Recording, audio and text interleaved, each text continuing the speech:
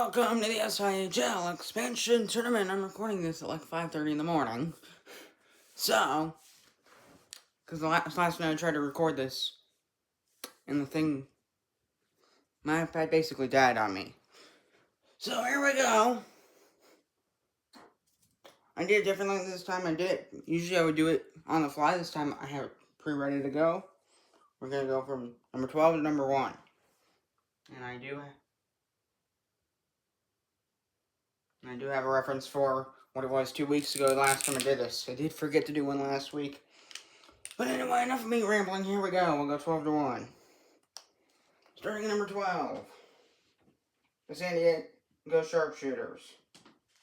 You can get the D. Good enough. So for San Diego, the thing is, their point.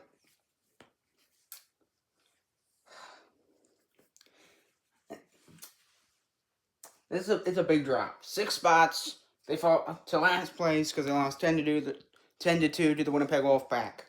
If you're giving up that many goals, they can't really justify anything outside the bottom row. And plus, they're already trending in this direction. So we move on to the next team.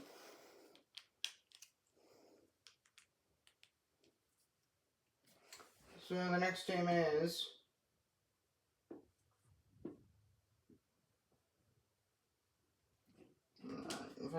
it's the LA Monsters, but I can't seem to right now. That'll work. So for the LA Monsters, they just keep losing. They have 3 wins in the season. It's like there's not a silver lining or a light at the end of the tunnel for this team. They just keep on losing. 3 wins, 8 losses, 3 losses in extra time. Something. And between this time and about a year from now, when we start Season 2 of the Summer Ice Hockey League, something's got to change. The next team, the Denver Dragons.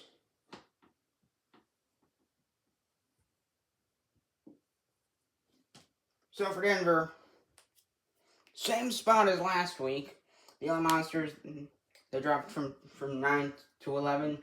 Denver, they were at the same spot as 2 weeks ago. Not last week, 2 weeks ago. The Dragons, they're good enough not to be in either of these 2 spots, but they can't get out of the bottom row because they don't score enough goals to win games. It's the problem. They can't score. So that's why they only have 6 wins on the season. Which the next team, they're lower in the standings, but their wins are better, and they've been playing really well recently, where they get a point in a back-to-back. First, they played Seattle. It was a really close game until the 3rd period, and then they played Minnesota yesterday, and they lost 4-3 in overtime. That's the Austin Bandits. So for Austin, the thing is, they look good. They look good at points, but they can never finish a 60 minutes. This sounds familiar to a lot of a very particular NHL team earlier this season. That would be the Canucks. But enough of me rambling about Austin. The next team we're gonna move on to, Austin. They were dead last, so they move up. They move up 4 spots to number 9. Number 8. I would have flipped these, but only because Minnesota beat them. The North Stars are number 8, and this is one. They felt this 1 spot drop from last week. 2 weeks ago. They're not winning enough games. They have 5 wins, 6 overtime losses are what's keeping them up here as opposed to down here. So the next team we have, probably the best team they're the best team we have out of in the bottom half of the board. That would be number 7. They've fallen quite a bit, but Still not too far. The New York Eagles. So for New York,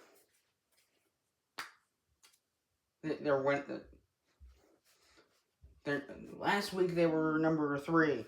They fell 4 spots, mainly because their wins aren't over the team. They were up here because they had like a 4 or 5 game winning streak. They fell back down to 7 because they're not winning.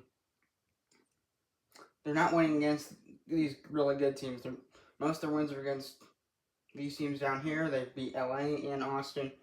I believe they also beat Minnesota.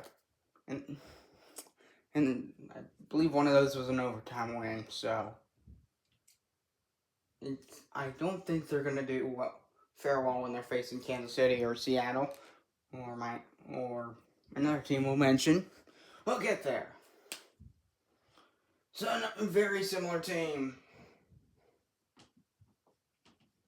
the Calgary Cougars. So for Calgary, same thing.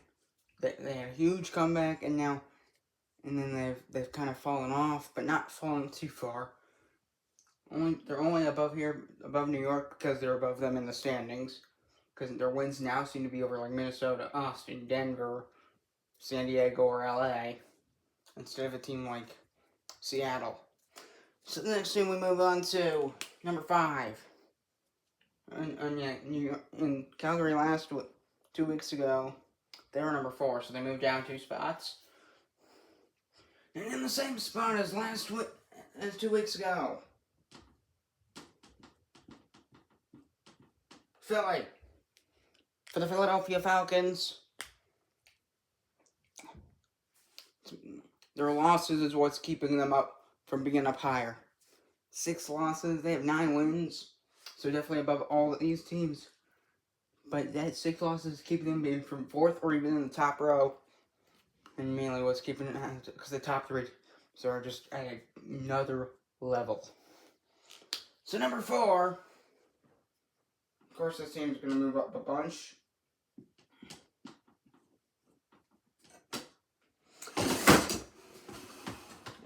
And the board fell. Fantastic. So number 4, the Winnipeg Wolfpack.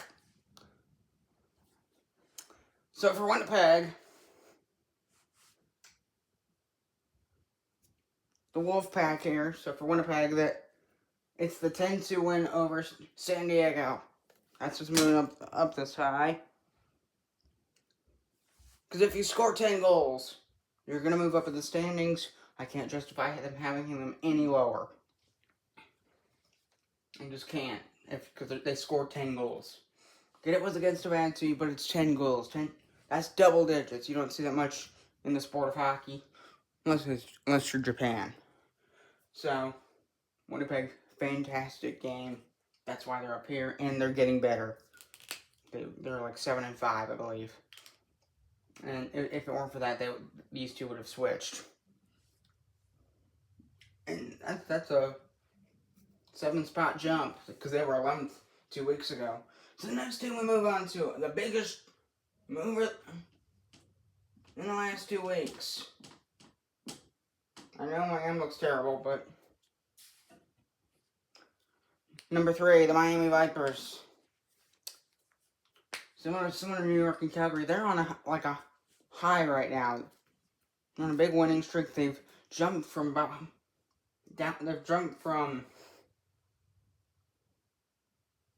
okay, no, it's a 5-spot jump. It's just a 5-spot jump, but it's the most important mover of the week.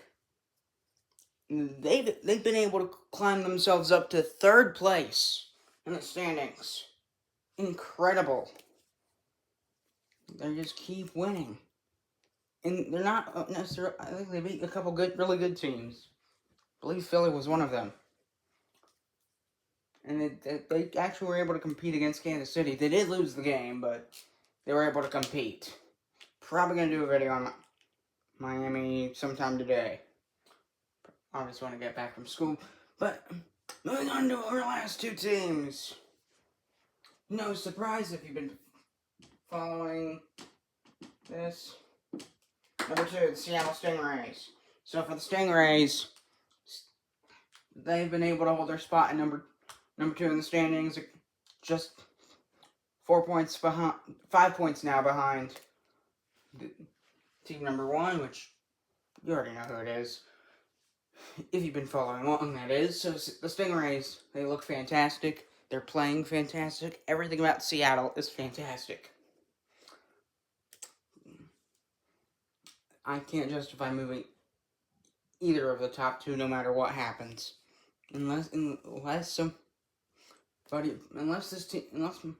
actually, maybe next, just depending, maybe I can't, it'll probably be the same 2, but this team and number 1 team, I could probably justify flipping.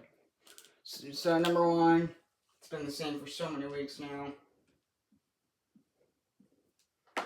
The Kansas City Wings. They're number 1. Best team in the tournament by far. They're 5 points above the next best team. That would be the Stingrays. They play fantastic. And they look fantastic when I do get a broadcast.